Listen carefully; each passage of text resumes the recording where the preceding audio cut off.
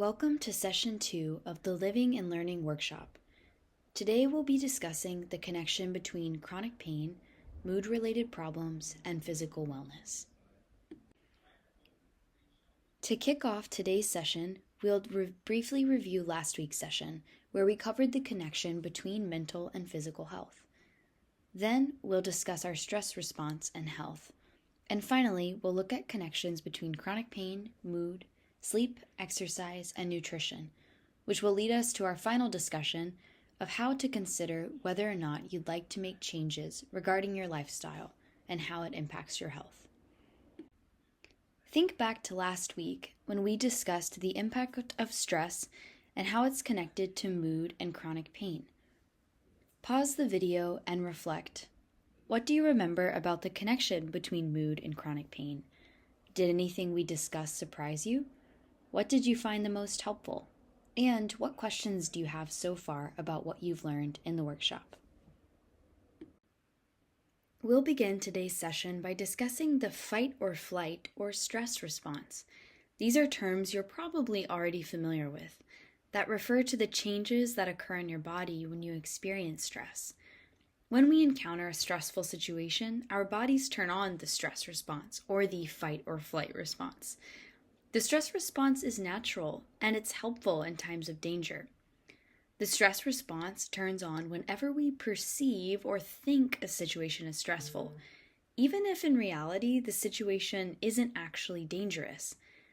This means that sometimes life stressors, or even our own chronic pain that is not dangerous, can still throw our bodies into the fight or flight response.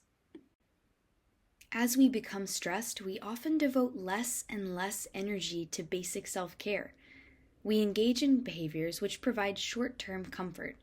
Some examples of habits that might provide short-term comfort include eating and drinking more than we need to, or choosing to stay inside most of the day to watch TV.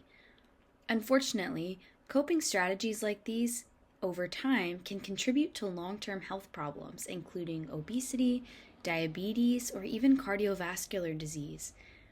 If these unhealthy coping mechanisms go unchecked, health problems can become chronic and eventually become a source of stress in and of themselves. So our pain becomes one of our stressors.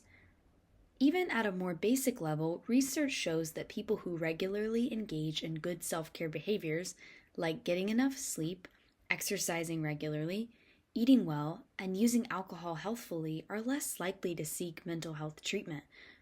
So, let's talk a bit more about how improving your health can improve your mood and your psychological wellness.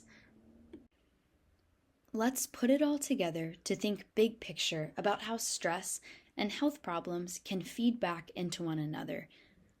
Life stressors or chronic pain can activate the fight or flight response. This could lead to poor self-care, because you have less energy to meet your basic needs. This could lead you to pursue unhealthy coping skills, which in turn evolve into health problems. And finally, those health problems lead to even more stress. So the question is, how do we disrupt this cycle of stress and health problems? Pause the video and reflect to see if you have any ideas.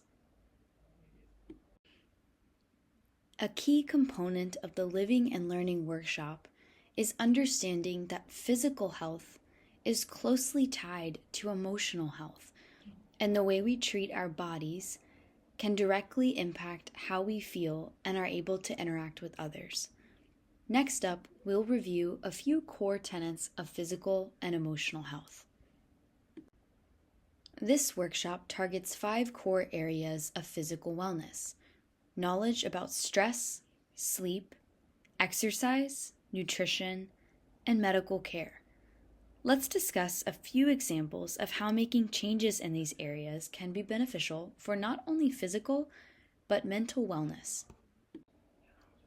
We learned last week that chronic pain and mood are highly connected. When you're experiencing a bad mood, that actually can intensify the amount of pain that you sense. And the reason why today we will briefly discuss sleep, exercise, and nutrition is because the way we treat our bodies can help break this cycle between experiencing pain and experiencing low mood symptoms. Even modest physical activity can improve your mood. Better sleep quality can reduce pain sensitivity or the amount of pain you sense in your body. Small changes can lead to significant improvements. And finally, improved nutrition provides energy for coping with better strategies.